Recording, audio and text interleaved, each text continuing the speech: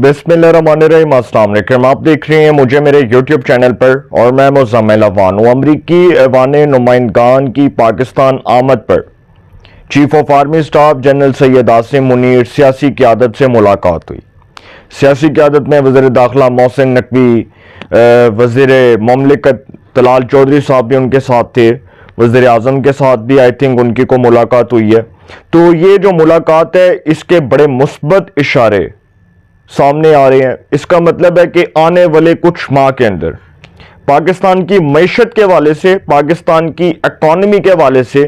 बड़ी अहम खबरें सामने आएंगी जो एक नवीद के तौर पर पूरी कौम के लिए एक समझ लें कि खुशी का बायस होंगी और एक ऐसी नवीद लेकर आएंगी, एक ऐसी खुशखबरी लेकर आएंगी कि पूरी कौम जो है वो मईशत के हवाले से उसको बड़े मुस्बत इशारे देखने को मिलेंगे। अब इस मुलाकात के अंदर जो अमरीकी ऐवान नुमाइंदगान की पाकिस्तान की सियासी और अस्करी क़यादत से मुलाकात हुई, इस मुलाकात को बड़ा डिस इंफॉर्मेशन के तौर पर फैलाया गया और जो बाहर के मुल्क में बैठे हुए यूट्यूबर्स हैं जिन्होंने प्रोजेक्ट इमरानिया को मैं समझता हूँ कि डिसमेंटल करने में, तबाह करने में कोई कसर नहीं छोड़ी। और शायद खान साहब के जो फॉलोअर्स हैं, जो खान साहब की फ़ैन फॉलोइंग में आती हैं, वो ये समझते हैं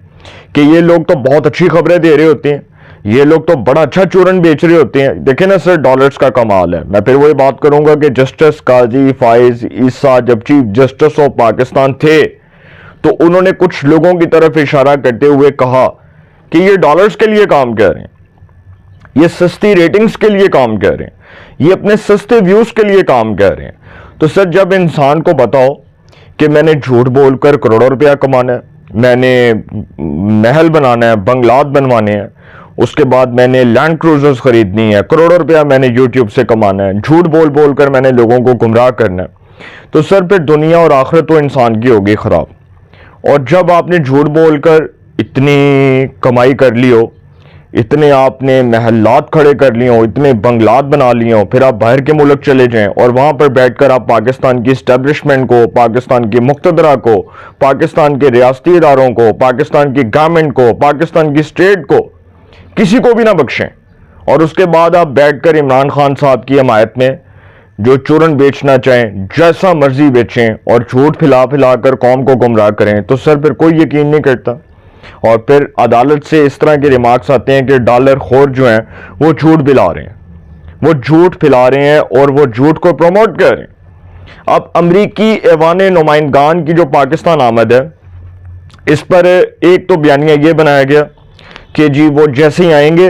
तो वो आकर सबसे पहले ये ऐलान करेंगे कि खान नू रिहा करो, खान नू छड़ दियो, खान नू जेलों कट दियो, खान नू बाहर कढो। अब अमेरिका की जो क़यादत है ना, जब से ट्रंप इंतज़ामिया आई है तो उन्होंने एक चीज़ जिस पर बड़ी सख्ती से अमल दरामद हो रहा है और इस पर जो पाकिस्तान की गवर्नमेंट है उसके साथ भी उनके बड़े अच्छे मामलात हैं। जब से ट्रंप इंतज़ामिया आई है तो एक चीज़ जिस पर बड़ी सख्ती से अमल दरामद करवाया जा रहा है और पाकिस्तान की गवर्नमेंट जो है वो इस पर ऑन बोर्ड है, वो ये है कि इलीगल इमिग्रेंट्स की डेपोटेशन के हवाले से अमेरिकन गवर्नमेंट ने ये फैसला किया कि जो इलीगल तौर पर अमेरिका में मुकीम पाकिस्तानी उनको फौरी तौर पर डिपोर्ट कर दिया जाए। इलीगल इमिग्रेंट्स की डेपोटेशन के हवाले से अमेरिकन गवर्नमेंट जो है उसके जो सीरियस कॉन्सर्न्स थे, उस हवाले से पाकिस्तान की गवर्नमेंट को पता है कि हमने इस फैसले पर अमल दरामद करवाना है। तो सर इस फैसले पर तो हो रहा है अमल दरामद। पाकिस्तान के साथ इनका इस हवाले से एक बड़ा अच्छा और एक बड़ा स्ट्रॉन्ग इंटरेक्शन है और वो ये है कि जो इलीगल इमिग्रेंट्स हैं इनकी डेपोटेशन के हवाले से जो अमेरिकन गवर्नमेंट ने फैसला किया कि जितने वहाँ पर अमेरिका में गैर कानूनी तौर पर मुकीम पाकिस्तानी हैं उनको फौरी तौर पर डिपोर्ट कर दिया जाए, उनको फौरी तौर पर यहाँ से निकाला जाए। तो इस पर पाकिस्तान की गवर्नमेंट ने क्लियर कट स्टांस लिया कि अमेरिका जो फैसला करेगा हमें कबूल है। वज़ीर दाखिला मोहसिन रजा नकवी साहब ने फैसला किया, वज़ीर आज़म साहब ने कहा कि जी बिल्कुल ठीक है, अमेरिका ने हमें करना चाहिए। अब जो मुस्बत इशारियाँ हैं वो ये हैं कि आने वाले कुछ माह के अंदर IMF पाकिस्तान के साथ बहुत से मामलात में ना सिर्फ आपको शराकत दार नज़र आएगा बल्कि IMF पाकिस्तान के हवाले से एक बहुत बड़ा फैसला करेगा اور جب پاکستان کو پھر وہ قسط مل جائے گی اور اس کے بعد پاکستان کے حالات بہتر ہو جائیں گے. دیکھیں نا, پاکستان کی اکانومی ایک رینٹل اکانومی کے طور پر چل رہی تھی, اور میں نے اس پر پروگرام بھی کیا تھا جب وزیر اعظم نے گھریلو صارفین کے لیے 7 روپے 41 پیسے فی یونٹ اور صنعتی جو ہے ان کے لیے 7 روپے 59 پیسے فی یونٹ بجلی کی قیمتوں میں کمی کا اعلان کیا. تو میں نے اس پر پبلک آڈینس کی رائے لی اور پوچھا جا کر کہ بتائیں کہ کیا آپ وزیر اعظم صاحب کی جانب سے اس طرح کے دیے گئے ریلیف سے مطمئن ہیں؟ تو بہت سی عوام نے وزیر اعظم صاحب کے اس اقدام کو اپریشیٹ کیا, اور انہوں نے وزیر اعظم صاحب کے اس اقدام کو نہ صرف اپریشیٹ کیا بلکہ وزیر اعظم صاحب کو یہ تک کہا کہ مستقبل کے اندر اس قسم کی جو مثبت خبریں ہیں وہ پاکستان کی اکانومی کے لیے ایک نوید کے طور پر سامنے آئیں گی, خوشخبری کے طور پر سامنے آئیں گی. اب امریکہ کے حوالے سے جو پاکستان کی گورنمنٹ ہے وہ تو جانتی ہے کہ امریکی ایوان نمائندگان پاکستان آئے, اور جنہوں نے وہ چورن بیچا باہر کے ملک میں بیٹھ کر, وہ جو ان کے یوٹیوبرز ہیں شہزاد اکبر, صابر شاکر, عمران ریاض, اور اس کے بعد وہ کیا نام ہے اس کا, حیدر مہدی, عادل راجہ, اس کے بعد بہت سے ڈاکٹر محمد پیرزادہ, مطلب وہ یہ باتیں بنا رہے تھے کہ جی امریکی ایوان نمائندگان پاکستان آئیں گے, پاکستان آ کر وہ سب سے پہلے خان کی رہائی کا مطالبہ کریں گے اور وہ کہیں گے کہ خان کو ریلیز کر دو, اور اتنا پریشر ہوگا پاکستان کی مقتدرہ کے اوپر کہ پاکستان کی مقتدرہ مجبور ہو جائے گی اور خان صاحب کو جیل سے نکال دیا جائے گا. مطلب اس قسم کی خبریں دے رہے ہیں. سر, جس نے چورن بیچنا ہو وہ جھوٹ پہ لا کر جس طرح کا مرضی چورن بیچے, اس پر کوئی پابندی نہیں ہے, جھوٹ بولنے پر کوئی پابندی نہیں ہے. میں پھر یہ بات کہہ رہا ہوں کہ جھوٹ بولنے پر, جھوٹ پھیلانے پر کوئی پابندی نہیں ہے. جنہ مرضی بولو, رج کے بولو, کٹ کے بولو, جھوٹ بولو, جنہ مرضی بولو, سر لگے گا سچ. یہ اس پاکستان کے اندر نہیں, یہ میرا خیال ہے کہ باہر کے ملک میں بیٹھ کر جو اس قسم کا پروپیگنڈا رچا رہے ہیں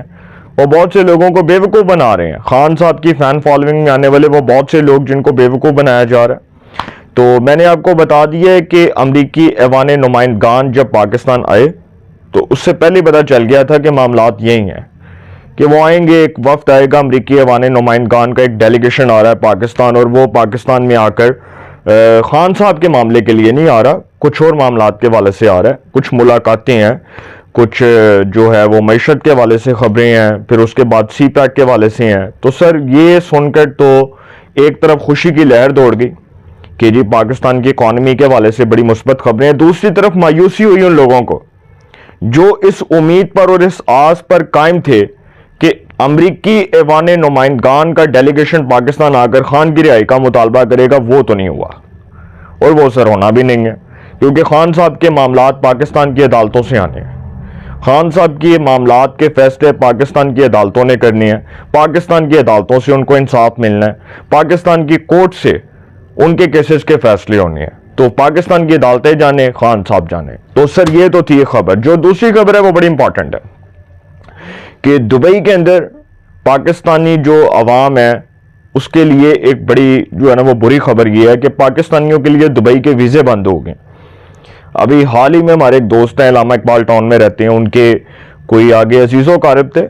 تو وہ بتا رہے تھے کہ ان کے بیٹے نے دبئی کے لیے ویزا اپلائی کیا ہوا ہے, لیکن وہ ویزا جو ہے وہ کینسل ہو گیا. تو بڑے مشکل جو ہیں وہ حالات ہیں, بڑی ہرڈلز کو فیس کرنا پڑ رہا ہے. تو اس حوالے سے جی کچھ خبریں جو ہیں وہ میں آپ کے سامنے رکھنے جا رہا ہوں. بہت سے لوگ کہہ رہے تھے کہ آپ اس پر تھوڑا انٹرسٹنگ جو ہے انفارمیشن قوم کے سامنے رکھیں کہ دبئی کے حوالے سے جو کنسلٹنٹس ہوتے ہیں نا سر, جب وہ لوگ ان کے پاس جاتے ہیں تو کنسلٹنٹس یہ کہتے ہیں کہ جی بڑے اچھے ہیں حالات وہاں کے, وہاں پر جو ہے وہ نوکریوں کے انبار لگے ہوئے ہیں, نوکریوں کی جو ہے نا وہ دودھ کی شہد کی نہریں بہ رہی ہیں, اور وہاں پر جب آپ جائیں گے تو جاتے کروڑ روپیہ کما لیں گے. مطلب اس قسم کی جو خبریں ہیں نا وہ کنسلٹنٹس دیتے ہیں. کنسلٹنٹس نے سر اپنا کام کرنا ہے, انہوں نے پیسہ کمانا ہے. اگر وہ پیسہ نہیں کمائیں گے تو وہ عوام کو کیسے بیوقوف بنائیں گے؟ کنسلٹنٹس کا تو بیسک جو کام ہے وہ یہی ہے نا کہ عوام کو گریب کیا, بٹھا کر ان کو انفارمیشن دی, اور جی آپ کو یو کے کی انفارمیشن چاہیے, آپ کو کینیڈا کی چاہیے, آپ کو فرانس کی چاہیے, آپ کو جرمنی کی چاہیے, آپ کو سعودی عرب کی چاہیے, آپ کو متحدہ عرب امارات کی چاہیے, تو وہ جی انفارمیشن جو ہے وہ دے کر اس کے بعد پیسے لیے, پیسے بٹورے اور لوگوں کا کام کر دیا. اب یہ تو کام ہو رہا ہے اس ملک میں. اب دبئی کے جو ویزے ہیں نا وہ بند ہو چکے ہیں, اور اس کی 3 مین ریزنز ہیں. پہلی یہ کہ جو سوشل میڈیا کا غلط استعمال ہے، دبئی کے اندر پاکستانی سوشل میڈیا کا غلط استعمال کر رہے ہیں، ویڈیوز بناتے ہیں، وہاں پر جا کر بہت سی جو پرسنل اور جو پرائیویسی والی چیزیں ہیں وہاں پر بہت سی چیزیں ڈسٹرب ہوتی ہیں۔ تو ایک تو یہ طوفان بدتمیزی جو برپا ہوا تھا، اور پھر میں انسلٹ نہیں کر رہا پاکستان کی، لیکن وہاں پر جو کچھ لوگ یہ کام کر رہے ہیں پاکستانی ہونے کی حیثیت سے، وہ ہمارے جو اسٹیٹ ہے، ہمارے ملک کا بھی نام بدنام کر رہے ہیں نا۔ تو کچھ وہاں پر ہوتے ہیں ایسے، جس طرح یہاں پر پاکستان میں کچھ ایسے ایلیمنٹس ہیں جو بیٹھ کر ریاست کے خلاف زہر اگل رہے ہیں، اسی طرح جو وہاں پر ہمارے کچھ مقیم پاکستانی ہیں وہ بھی یہ کام کر رہے ہیں۔ تو ایک تو سوشل میڈیا کا غلط استعمال، جو یہ طوفان بدتمیزی کھڑا ہوا تھا، اس کو کنٹرول کرنے کے حوالے سے دبئی نے، جو متحدہ عرب امارات کی گورنمنٹ ہے، اس نے سختی سے فیصلہ کیا۔ دوسرا، جو بینک فراڈز ہوتے ہیں، جو بینک کے جو فراڈز ہیں، جس طرح پیسے بٹور لیے، 2 نمبری کر لی،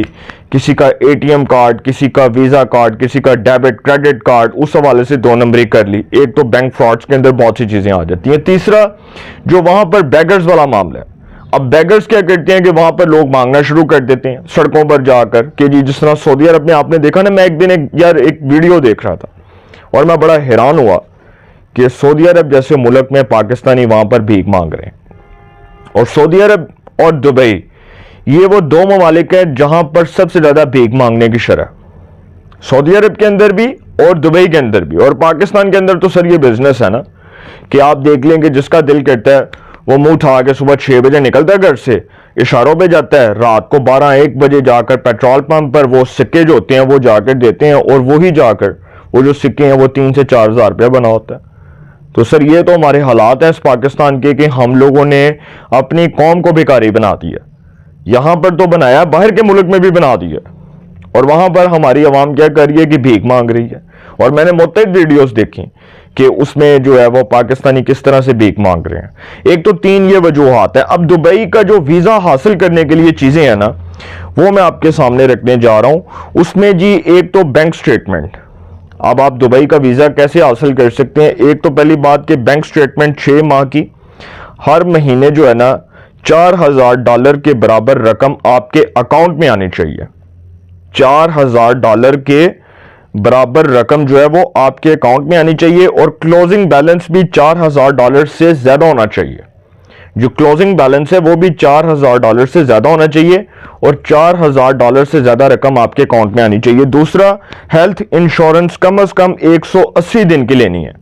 چاہے وہاں پر آپ نے 1 ماہ رہنا ہے، چاہے آپ نے 10 دن رہنا ہے، چاہے آپ نے 1 سال رہنا ہے، 2 سال رہنا ہے، لیکن ہیلتھ انشورنس آپ کو 180 دنوں کی لینی ہے، وہاں پر کم از کم 180 دنوں کی کوشش کریں۔